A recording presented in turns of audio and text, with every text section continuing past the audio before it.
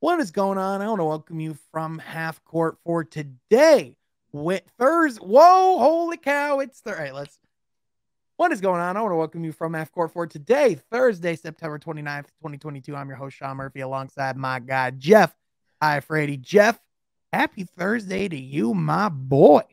Happy Thursday. We're getting a little bit closer to that preseason, Sean. We're almost there. We're almost at the end of the race. Yes, sir. And also, Jeff, I just found this out literally right before we click recording. I'm going to give you this reaction as well. We just hit 250,000 views as a channel 2 days ago.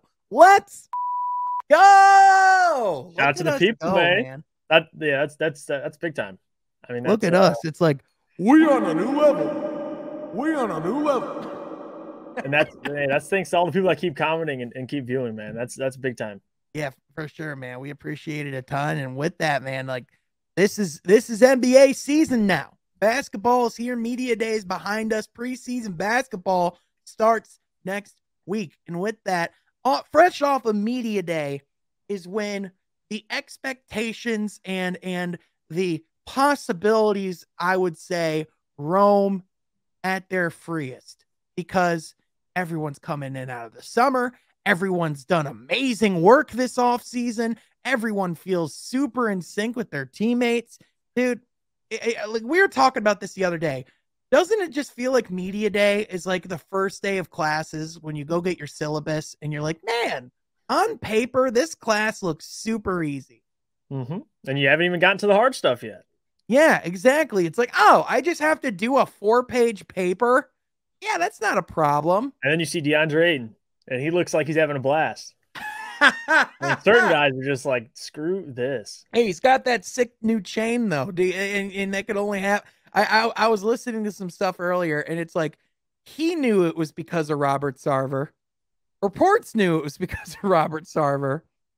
And now it's just like, yeah, and he's gone, which is good and all, but it's like, y'all still kind of had a part in it. So it's like, man, like, truly shows what having a terrible owner can do to your team. But Jeff, good thing we don't have to deal with that problem. But anyway, that is not our dumpster fire to deal with. Very true. Instead, we get to focus on the expectations and specifically what to expect of the Detroit Pistons. Obviously, like I said, preseason basketball for this team starts next week. So around then we'll have a little bit of a better idea of what to expect from them on the court, see, where guys are at and, like how this team's looking at the beginning of training camp. But Jeff, I wanted to touch on specifically a couple tweets that were sent out earlier today by someone that we love and is near and dear to our hearts. It is, of course, our boy, Rod. It is our guy. Yeah, it is the legend, Rod Beard, aka former beat reporter for the Detroit News and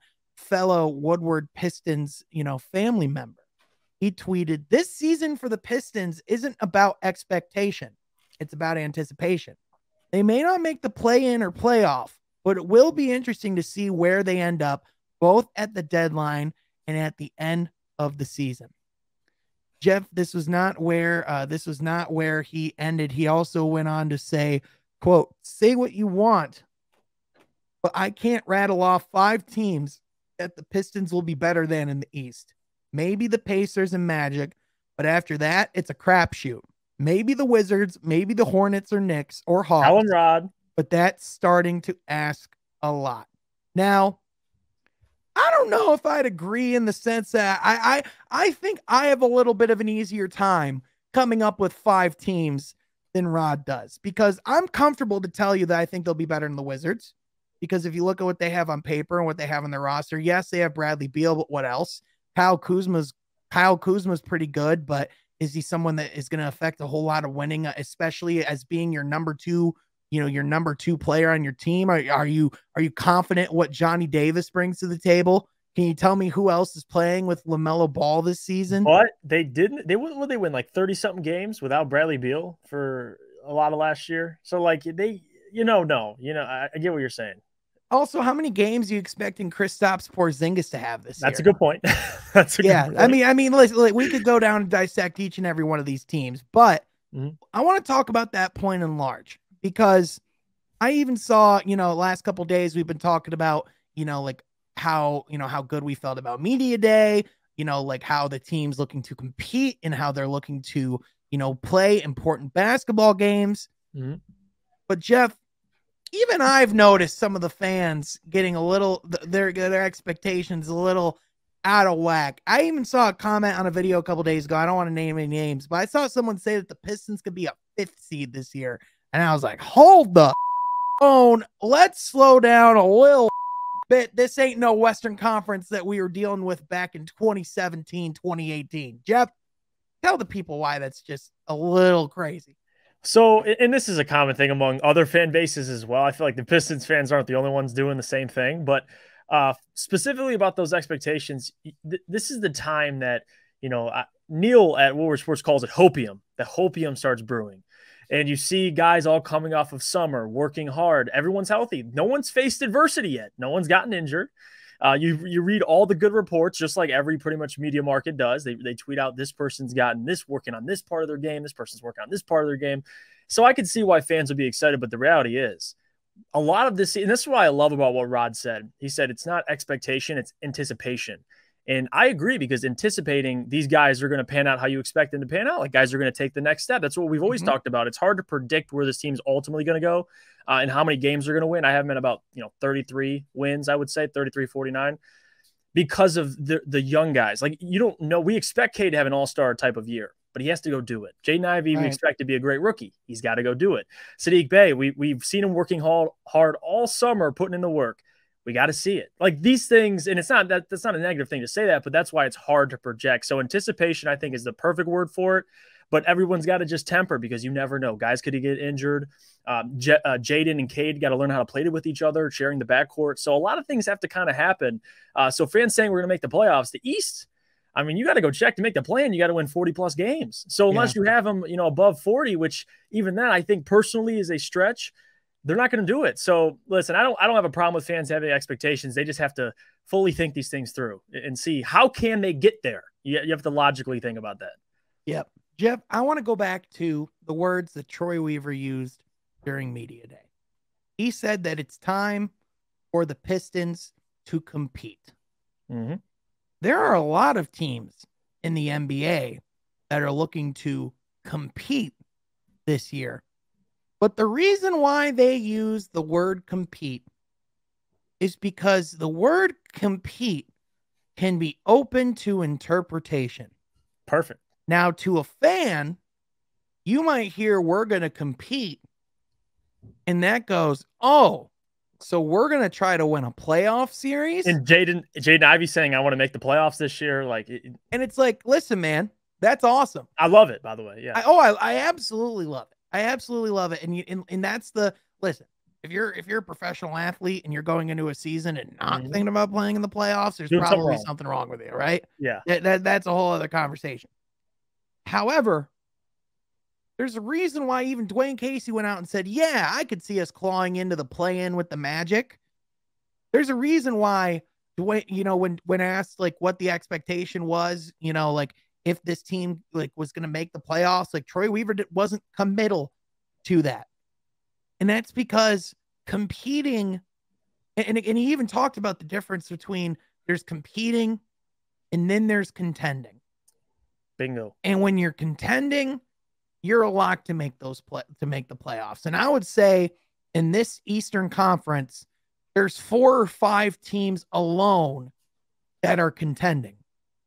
Let's say there's 5 for the sake of this scenario.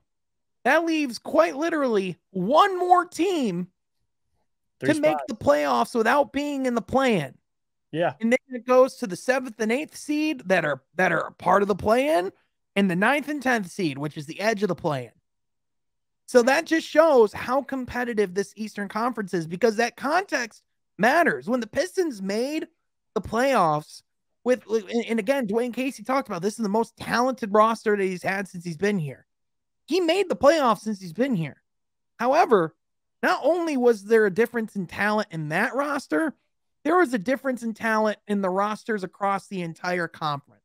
Jeff, do people not remember how bad that East was?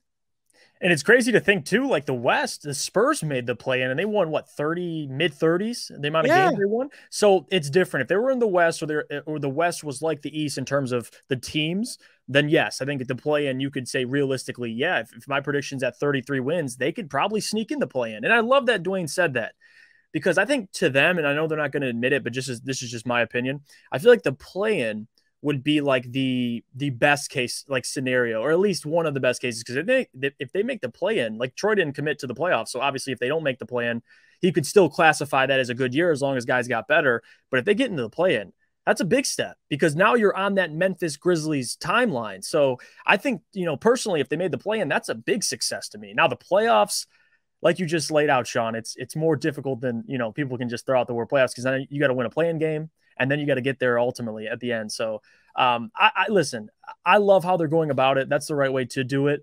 And this year it's really, you got to show me. I mean, right. until we see the players out there on the court and how they play together in the results, then you can easily be like, all right, this team's a playoff team.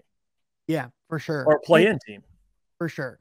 And I think it's important because I know a lot of people, over the summer, one of the teams that we started comparing ourselves to as far as rebuilds was Cleveland, right? However, that name wasn't mentioned during this media day. The team that was mentioned was the Memphis Grizzlies. And I know a lot of people look at the Memphis Grizzlies, Jeff, and they think of this past season. And I know for a lot of NBA fans, that might have come out of the blue. But for those that have been paying attention and have been watching since Ja Morant's rookie year, the foundation has been laid now since 2019, 2020. This team has had multiple play-in runs. They made it to the play-in and lost. Then they made it to the play-in, won, beat the Warriors, by the way, and then went and had a series against Utah where they fought like hell. And then the next year, they took that leap, became a top team in the West, and made it to the second round, right? So, Jeff, what similarities do you see with that Memphis roster? And why do you think it's important to remember that those first 2 years, like those foundational years, had to happen for the Grizzlies to get to where they're at now? I think there's a process. You have to learn how to win. I think being competitive and then actually learning how to win especially for young players like Ja they had to all learn that because they're so close in age, by the way. So for me, the comparison I see is you see Memphis. You have a franchise player. We have a franchise player we like to call Cade Cunningham, and he was a contender for Rookie of the Year. Everyone knows about Cade now. Then you follow it up, you get Jaden Ivey. Even before then, you're building the foundation with Sadiq, Isaiah Stewart, and Killian Hayes. That's kind of how the Memphis Grizzlies, they had Jaren Jackson there previously already. You bring in, your draft, rather, a guy like Ja Morant. You're acquiring guys like Desmond Bane. You're getting different assets. And ultimately, the youth, like it's going to take, that's why they made the play in back-to-back years. It's not going to be play-in. People think play-in, playoffs. It's not always like that. And that was in the West, by the way. So the Grizzlies, that progress is how I see the Pistons doing it. It could be back-to-back play-ins before they really learn how to win together, because even people think about it. If they make the playoffs next year, that would be Jaden Ivey's second year. That would be Cade's, third year. That would be Sadiq's fourth year. So for that, these guys are still very, very young. So I think the Memphis Grizzlies timeline is more realistic, even though we see what Cleveland did. They traded for Donovan Mitchell. That's what you see, the Pistons possibly doing in the future. The Grizzlies is where because like you said, Sean, no one really knew about the Grizzlies. Maybe locally and people, if you pay attention to what the team's been doing, they were bound to take a leap. And now they're on the map. Like that's what I see the Pistons doing, because Troy said it. Once we get there, we want to stay there. I think the Grizzlies will be around for a little bit. Yeah, people saw the highlights of what they were doing. People saw that Ja Morant might have had some amazing moments over those couple of years, but no one was paying attention to what they were doing, in the play-in sphere of things. But I mean, Jeff, you hit on that important reality, is that these guys, if they were to not make the playoffs this year and they were to make it next year, that would still be a remarkable accomplishment for how quick they did that in their careers. But also, to your point, it's just the fact that the foundation does have to be laid, and the good teams don't let these types of losses, linger and go over your franchise. Like, for example, Charlotte Hornets, a team that, I know we make jokes about them. I know there's the Miles Bridges situation, but they had that play-in loss a couple years ago, that embarrassing loss. And as a franchise, how did they follow that up? By perhaps an even worse loss. Went backwards. In the play-in. And so both times just looked like they were dejected, felt like they didn't really have much of a chance, and they just kind of gave up at a certain point in the game. So for the Pistons, for this roster, it's about how can we play in competitive games towards the end of this season. And even if they don't go the way that we wanted to, how is this foundation being built? What could we do going forward? And the other thing I like about the comparison too, Jeff, with Memphis and Detroit, two very similar cities, two very similar, like in the sense of grit, that grit and grind culture, that, that being overlooked mentality, not being the most glamorous. And then, not even to top off the fact that, you have two dynamic guards like Ivey and Morant that have so many similarities. I definitely love the comparisons, and I'm not going to lie, it would make a very compelling finals matchup one day. And on top of that too, each young cores have something to look at previously. Like this Grizzlies core can look and see, well, look at what Mike Conley, Zach Randolph, these guys did for the grit and grind era. Let's try and get that back. And you see them embracing that underdog mentality. The Pistons, we can look back to as early as only, 15, 16 years ago, dating back to when we made those Eastern Conference Finals runs, even before that, winning an NBA championship. So I love that the comparison between both franchises. But another thing I love that Charlotte hasn't got right is their head coach. And that's why the talk around Dwayne Casey frustrates me this early, because the guy is you want consistency, and he's one of the greatest teachers in the NBA. So I hope he's around. And I think ultimately when you see this team learn how to win, you'll see the results. A lot of people this entire year took the liberty of taking the hindsight victory lap that the Pistons, should have hired Ime Udoka over Dwayne Casey. Anyone saying that now? No? Oh, okay. It's funny how that one went away. If anyone wants to make any judgments on Dwayne Casey, yet again, based off of the wins and losses, be my guest. But again, even before this, this whole media day started, Rob Murphy told us a week or two ago, we talked about it on this channel, it is still not being judged by wins and losses this season. Mm-hmm. It's talking about how do we compete? And if there's a coach that can help you in the trenches of learning how to compete, has it not been Dwayne Casey? That's the guy. What do you think? Let us know in the comment section down below. I personally know what I feel about that topic, but that is another topic for another day, because Jeff, we are going to be talking all things Detroit Pistons, but also all things NBA basketball here on this channel. And coming to this channel, you can expect 7 days a mother week of content, baby. We gonna be putting in that work every day this season. So be sure you're liking, subscribing, and commenting down below. Also, be sure you follow my boy Jeff on Twitter at JeffIafredi. And also, you go check him out on the Morning Woodward Show Monday through Friday. But also, if you want to throw a bone my way and feel oh so generous and charitable, you can go follow me at Sean Halfcourt right down there as well. But with that, folks, thank you so much for tuning in. And we'll catch you guys next time from Halfcourt. Sure to subscribe. Subscribe.